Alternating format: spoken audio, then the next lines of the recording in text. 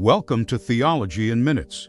Today, we trace the greatest fact of history, the story of a church that has outlasted empires.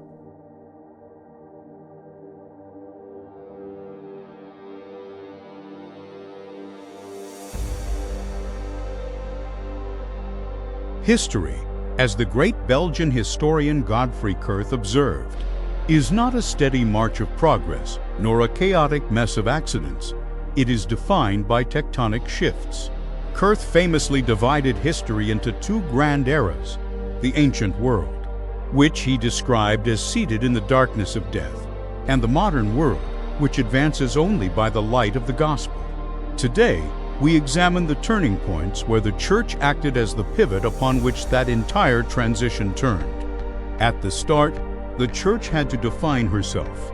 She wasn't merely a political entity. She was the kingdom of God, distinct from the kingdom of men. When the Roman Empire collapsed, the world didn't just end, it shifted. As the barbarian tribes poured into Europe, the church faced a choice: succumb to the chaos or provide a foundation for a new social order. Kurth argues that the church chose the latter, using St. Augustine's city of God to build an ideological structure that could survive the wreckage of the Caesars. Yet, survival brought new dangers. By the Middle Ages, the church found herself ensnared in a system known as lay investiture, where secular kings and local lords believed they had the right to appoint bishops and control ecclesiastical offices. It was an attempt to turn the church into a department of the state. Kurth highlights this as one of history's most vital turning points. The church's struggle to break free from these secular chains was not just a political dispute.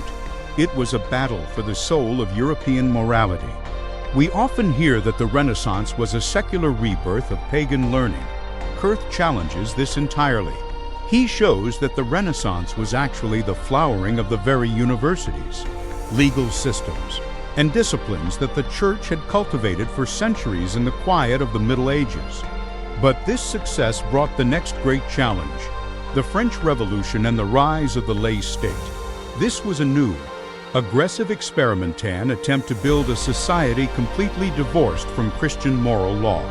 The shadow of this conflict remains the defining crisis of our own era.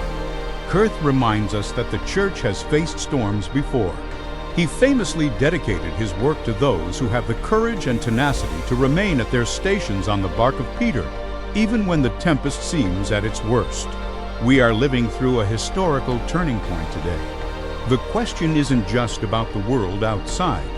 It's about whether we possess the faith to steer the church into the next calm, fruitful waters of history. History is still turning. Are you standing at your station, or have you been swept away by the tide?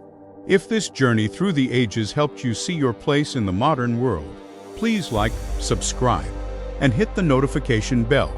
Let us know in the comments, which turning point do you think is most relevant to our world today?